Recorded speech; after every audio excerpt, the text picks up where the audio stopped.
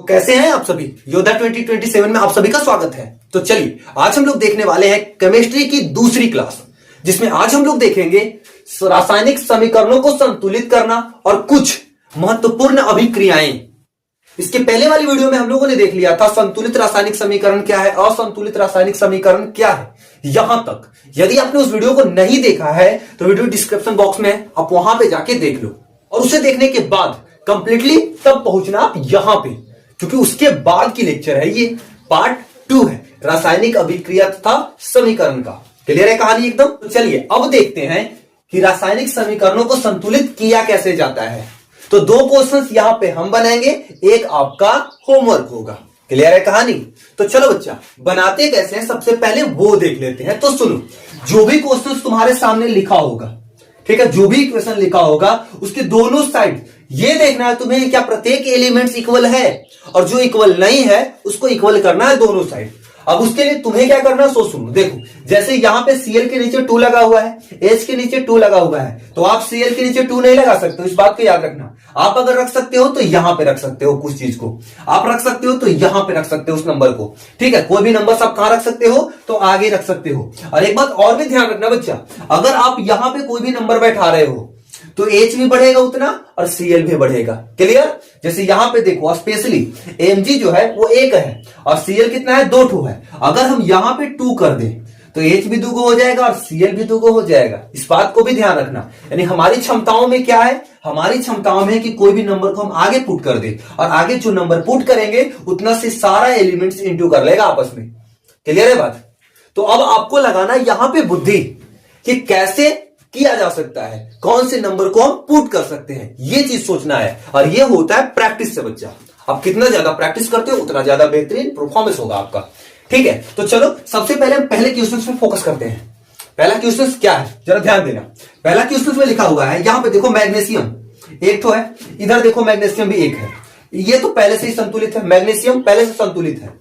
देखो H यहां पे देखो 2 है, Cl देखो 2 है, यानी कुल मिला के H भी 2 है और Cl भी 2 है। यहां पे देखो मैग्नीशियम दोनों तरफ इक्वल था तो मैग्नीशियम को तो आपको कुछ करना नहीं था, HCl, ठीक है। यहां पे देखो H 2 Cl 2, यहां पे केवल आपको एक जगह पे नंबर पुट करना, वो कहां पे, तो यहां पे। बस आप इसको 2 कर दो तो H भी 2 हो जाएगा और Cl भी 2 हो जाएगा। Matter clear. मैटर क्लियर है। अब यहां पे कहानी देखो, केवल यहां 2 पुट करते ही ये वाला संतुलित हो गया आपका। बात क्लियर है। उसके बाद अगला क्वेश्चन में जैसे ही आप आते हैं, अब यहां पे देखो Fe बोले तो लोहा, देखो उसकी संख्या कितनी है, यहां पे 1 है।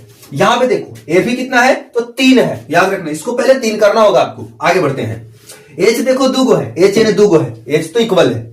O देखो 4 है, लेकिन O इधर 1 है, तो यानी कि कुल मिला के Fe को इधर 3 करना है और O को 4 करना है। क्लियर है बात। तो यहां देखो Fe को आप अगर 3 कर देते हो तो 3 गो Fe 3 गो Fe दोनों साइड हो गया। उसके बाद अब देखो H 2 है, H 2 है, लेकिन O देखो 4 गो है, तो अगर O को 4 करने के लिए हम यहां पे 4 लगा दिए तो O तो 4 गो हो जाएगा, लेकिन अब देखो H कितना हो जाएगा, 4 दूना 8 को हो जाएगा। क्लियर कहानी, इंटू कर लेगा ना, तो ये हो जाएगा 8 गो। तो यहां पे देखो H क्या है, 2 गो है, तो आपको यहां भी 4 लगाना होगा, तो दोनों साइड अब जाके इक्वल होगा। तो इस तरह से करना है आपको रासायनिक समीकरण को संतुलित। क्लियर है। अब ये वाली क्वेश्चंस और ये वाली क्वेश्चंस का सॉल्यूशन तो हमने कर दिया।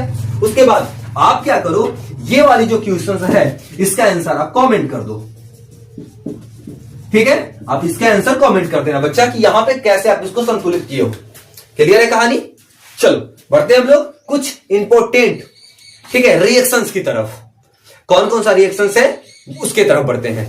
तो चलो बच्चा, ये है तुम्हारा पहला रिएक्शन, जिसका नाम क्या है, संयोजन या संश्लेषण अभिक्रिया। तो हम लोग पहला अभिक्रिया देखने वाले हैं। क्या है हमारा, तो जैसे है क्या तुम्हारे सामने लॉजिक, तो विभिन्न प्रकार के रासायनिक अभिक्रियाओं के अंतर्गत तुम्हारे सामने लगभग 10 से 12 अभिक्रिया आएगा। तो 10 से 12 अभिक्रिया जो है ना वो मोस्ट वीवीआई क्वेश्चंस भी है, ये भी याद रखना तुम, ठीक है। यानी कि इस चैप्टर में तुमको सारे के सारे रिएक्शंस ही है, सबके सब अभिक्रिया ही है।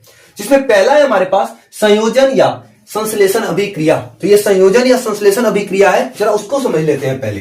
तो समझो, संयोजन अभिक्रिया वह है, और ये जो सॉलिड दिखाई पड़ रहा तुमको बच्चा, डायरेक्टली हूबहू उतार लेना अपनी कॉपी पे, सीधा सॉलिड नोट से ही बन रहा है तुम्हारा, समझो तो क्या है। तो संयोजन अभिक्रिया वह है जिसमें दो या दो से अधिक पदार्थ परस्पर संयोग करके एक नए पदार्थ का निर्माण करती है। नया पदार्थ का जो गुण होगा मूल पदार्थ के गुण से बिल्कुल भिन्न होगा। अब चलो इसकी बातें कर लेते हैं थोड़ा। कह क्या रहा है, संयोजन का मतलब ही होता है, संयोजन का मतलब क्या होता है, योग, ठीक है। यानी कि संयोग का मतलब ही होता है योग, यानी कि जुड़ना। संयोजन अभिक्रिया है यानी कि जुड़ाव वाली अभिक्रिया है, जुटने वाली प्रोसेस है, याद रखना यहां पे, ठीक ना। तो संयोजन का मतलब ही होता है जुटना, यानी कि जिसपे जितना भी पदार्थ रहेगा वो आपस में जुटेगा और एक नया पदार्थ बना देगा। क्लियर है बात एकदम। यानी कि इसमें क्या हो रहा है कि इसमें दो या दो से अधिक पदार्थ परस्पर संयोग करके एक नया पदार्थ का निर्माण कर देगा। यानी कुल मिलाकर दो चीज रहेगा, कोई इधर से आया कोई इधर से आया, दोनों जुट के एक तीसरा चीज बना देगा। ये तुम्हारा होगा संयोजन अभिक्रिया। क्लियर है कहानी कि संयोजन अभिक्रिया क्या होगा बच्चा, तो याद रखोगे एक बार पुनः, संयोजन अभिक्रिया वह है जिसमें दो या दो से अधिक पदार्थ परस्पर संयोग करके एक नए पदार्थ का निर्माण करती है। और ये जो नया पदार्थ बनाता है, वो जो नया पदार्थ होता है उसका गुण जो होगा मूल पदार्थ के गुण से बिल्कुल भिन्न होगा। यानी कि जो बनेगा, कंडीशन समझना, जो बनेगा उसका जो गुण होगा, जो चीज से मिलकर बनेगा उससे अलग होगा। क्लियर है कहानी। जैसे यहां पे उदाहरण के तौर पे तुम्हारे सामने दो ठो लिखा हुआ है, जैसे ये कार्बन और ऑक्सीजन, ये दोनों मिलकर कार्बन डाइऑक्साइड बना दिया, ठीक है। यहाँ पे मैग्नीशियम और ऑक्सीजन मिलकर तुमको क्या, मैग्नीशियम ऑक्साइड बना दिया। क्लियर है कहानी। यानी कुल मिला के बात तुम्हारे सामने है कि दो चीजें मिलेगा, एक ए एक बी, और क्या बना देगा, ए बी। यानी कि जब भी इस तरह से प्रोसेस दिखाई पड़े तुम्हारे सामने, इस तरह का दिखाई पड़े कि एक साइड प्लस में रहे एक साइड ए हो रहे, तो हमेशा याद रखना कि ये संयोजन अभिक्रिया है। उसका शकल याद रखना हमेशा, संयोजन अभिक्रिया ऐसा ही दिखाई पड़ेगा, इसकी जगह कुछ भी दूसरा हो सकता है लेकिन रहेगा ऐसा ही, उसका शकल ऐसा ही होगा। क्लियर है बातें एकदम, क्लियर है बातें। तो बढ़िया आगे हम लोग, ये था संयोजन अभिक्रिया। रट जाना सारी चीजों को, क्योंकि बोर्ड में तुमसे सारा चीजें पूछा जाएगा, ठीक है। क्या आएगा क्वेश्चंस में, कोई लिमिट नहीं है बच्चा, इसलिए सारी कॉन्सेप्ट को इजीली क्लियर करते चलना। क्लियर है कहानी एकदम। चलो बढ़ते हैं हम लोग आगे की तरफ, नोट कर लो फटाफट इसको। अगला है हमारे पास, वो है वियोजन या अपघटन अभिक्रिया। अब ये क्या है, जरा इसको समझ लेते हैं। क्लियर, तो समझना सबसे पहली बात क्या है, क्या ये, तो वियोजन या अपघटन अभिक्रिया। वियोजन का मतलब क्या होता है, जैसे संयोजन का मतलब हो रहा था जुटना, उसी तरह से वियोजन का मतलब होता है टूटना। क्लियर है बातें। तो क्या है कहानी बच्चा, तो वियोजन का मतलब ही होता है टूटना। तो इसमें क्या होगा, एक बड़ा सा यौगिक होगा, उसको टूट के या उसको तोड़ दिया जाए तो दो या दो से अधिक यौगिक छोटा छोटा यौगिक में कन्वर्ट हो जाएगा। इसको बोला जाएगा तुम्हारा, वो क्या होगा, वियोजन अभिक्रिया। तो चलो इसका डिफिनेशन पहले पढ़ लेते हैं हम लोग, क्या है इसका डिफिनेशन। चलो बच्चा, तो सबसे पहले कहानी अगर तुम्हारे सामने बोला जाए तो देखो, वियोजन अभिक्रिया वह है, वियोजन अभिक्रिया वह है जिसमें किसी यौगिक के बड़े अणु के टूटने से दो या दो से अधिक सरल यौगिक बनते हैं। कहानी क्या है तुम्हारे सामने, सो देखो कहानी तुम्हारे पास है बच्चा कि वियोजन अभिक्रिया वह है जिसमें किसी यौगिक के बड़े अणु के टूटने से, कोई यौगिक है उसका बड़ा अणु अगर टूटा, यानी एक बड़ा सा यौगिक टूटा और उससे छोटा छोटा यौगिक में कन्वर्ट हो गया, यानी वियोजन अभिक्रिया वह है जिससे किसी यौगिक के बड़े अणु के टूटने से दो या दो से अधिक सरल यौगिक बनते हैं, ठीक है। और जिसका गुण जो होगा मूल यौगिक के गुण से बिल्कुल भिन्न होगा, ये तुम्हारा कहलाएगा वियोजन या अपघटन अभिक्रिया। क्लियर है कहानी तुम्हारे सामने।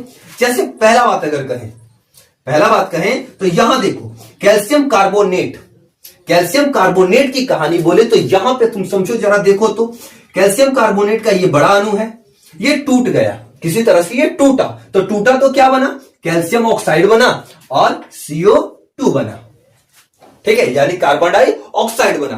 क्लियर है कहानी एकदम। अब उसके बाद की अगर कहानी बोले, समझ में आ रही है ना कि वियोजन अभिक्रिया क्या है बच्चा। उसके बाद की अगर बात करें तो अगला देखो, ये है बच्चा पोटेशियम क्लोरेट, पोटेशियम क्लोरेट। अब यहां पे जैसे कैल्शियम कार्बोनेट के बाद पोटेशियम क्लोरेट, ये पोटेशियम क्लोरेट जो दिखाई पड़ रहा है, ये देखो कैसे टूटा, ये बड़ा सा एक अणु है, ये टूटा तो किस चीज में टूटा, तो सबसे पहले टूटा देखो पोटेशियम क्लोराइड में, पोटेशियम क्लोराइड और ऑक्सीजन ये दोनों में ये कन्वर्ट हो गया। क्लियर है कहानी। यानी कि एक बड़ा सा अणु है वो टूट के छोटा छोटा दो अणु में कन्वर्ट हो गया, एक बड़ा सा अणु है छोटा छोटा में टूट के कन्वर्ट हो गया, यानी टूटने वाली कहानी चलेगी बच्चा। इसके पहले वाली क्या थी, जुटने वाली थी, और ये वाला क्या है, टूटने वाला है। यानी इसमें हमेशा याद रखना कि एक बड़ा सा अणु होगा उसको तोड़ के लिख दिया जाएगा, उसको तोड़ के लिख दिया जाएगा। तो याद रखना क्या, वियोजन अभिक्रिया है बच्चा। कहानी क्लियर हुई एकदम। कि वियोजन अभिक्रिया कैसा दिखाई पड़ेगा, इसका शकल कैसा होगा। याद रखना ऑब्जेक्टिव में क्वेश्चंस पूछा जाता है कि निम्न में से कौन वियोजन अभिक्रिया है, ऐसे पूछा जाता है। तो इस चीज को हमेशा तुम ध्यान में रखना और अच्छी तरह से सेटअप रखना। क्लियर है बातें, एकदम क्लियर है। तो आगे की तरफ बढ़े हम लोग, क्लियर है।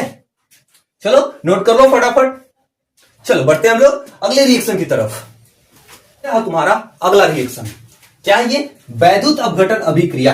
कहानी अच्छी से समझना, क्या है ये वैद्युत अपघटन अभिक्रिया। यानी अपघटन का मतलब होता है टूटना, और टूटेगा किसके कारण से, तो विद्युत के कारण, यानी कि विद्युत धारा के कारण। ये लॉजिक ढंग से समझना।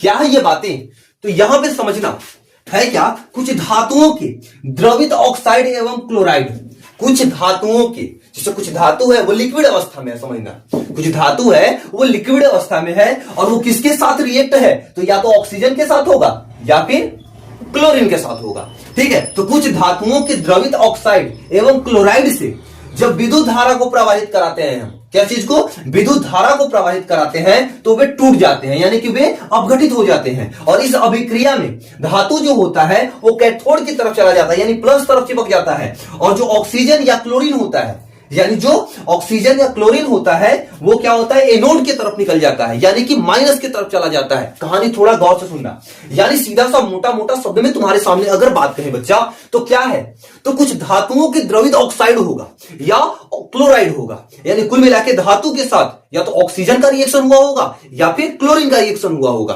क्लियर है बातें। तो यानी कुल मिला के कुछ धातुओं के द्रवित ऑक्साइड या क्लोराइड, या तो ऑक्साइड होगा या क्लोराइड होगा, उसका लिक्विड अवस्था जो होगा उसमें यदि तुम करंट पास करा दो, तो करंट जैसे ही पास कराओगे तो धातु जो होगा वो एक तरफ चिपक जाएगा और जो अधातु होगा वो दूसरी साइड चिपक जाएगा, और अधातु में क्या होगा तुम्हारे सामने, तो होगा ऑक्सीजन या क्लोरीन। क्लियर है कहानी, समझना यहां पे अच्छी तरह से। तो क्या हुआ, जैसे देखो यहां पे 2NaCl है, यानी कि सोडियम क्लोराइड है। ये सोडियम क्लोराइड में जब हम लोग करंट पास कराएंगे, इसमें क्या करेंगे बच्चा, तो धातु में ये जो धातु का द्रवित ऑक्साइड है, सॉरी क्लोराइड है, ये सोडियम क्लोराइड है, तो ये क्लोराइड है, याद रखना धातुओं की द्रवित क्लोराइड है, ऑक्साइड नहीं है। ऑक्सीजन अगर होता तो ऑक्साइड होता। क्लियर। इसमें क्या करेंगे हम, विद्युत धारा को प्रवाहित कराएंगे। तो जब इसमें विद्युत धारा को प्रवाहित कराते हैं हम, जब इससे विद्युत धारा प्रवाहित होती है तो क्या होता है, यहां पे देखो सोडियम यानी कि ये धातु है, ये पॉजिटिव तरफ चला जाएगा और ये वाला जो है ये निगेटिव तरफ चला जाएगा, यानी कि ये वाला कैथोड की तरफ चला जाएगा, ये कैथोड तरफ जाएगा और ये वाला एनोड तरफ जाएगा। ये जो रिएक्शन कहलाता है बच्चा, इसको बोलते हैं हम लोग विद्युत अपघटन अभिक्रिया। क्लियर है कहानी। विद्युत अपघटन अभिक्रिया में क्या होगा, तो कुल मिला के सीधा सा बात याद रखना कि धातुओं का ऑक्साइड होगा या क्लोराइड होगा, वो होगा लिक्विड अवस्था में और उसमें हम लोग करंट पास करा देंगे, और जैसे ही करंट पास कराएंगे क्या हो जाएगा, उसका जो ऑक्साइड होगा वो एनोड पे निकल के भाग जाएगा और जो इसका धातु होगा वो कैथोड की तरफ चला आएगा। तो कहानी सीधा है, धातु प्लस की तरफ आएगा और जो अधातु होगा वो माइनस की तरफ चला जाएगा। और ये वाला जो प्रोसेस है पूरा, इसी को हम लोग बोलेंगे वैद्युत अपघटन अभिक्रिया। क्लियर हुआ कहानी, क्लियर हुआ कहानी, तो बोल दो फटाफट कि हाँ क्लियर हो गई ये कहानी। क्लियर है। तो हम लोगों ने आज देखा कि समीकरण को संतुलित कैसे करते हैं। उसके बाद पहला हम लोग रिएक्शन देखें संयोजन अभिक्रिया, दूसरा देखें वियोजन अभिक्रिया, और तीसरा देख लिया हम लोगों ने वैद्युत अपघटन अभिक्रिया, यानी विद्युत धारा से रिलेट करके अपघटन अभिक्रिया। क्लियर है कहानी। तो मिलते हैं हम लोग नेक्स्ट वीडियो में। जिन लोगों ने चैनल को सब्सक्राइब नहीं किया है वो चैनल को अभी के अभी सब्सक्राइब कर दो यार, जिससे कि रोज आने वाली वीडियो आपको टाइम पे मिल जाए।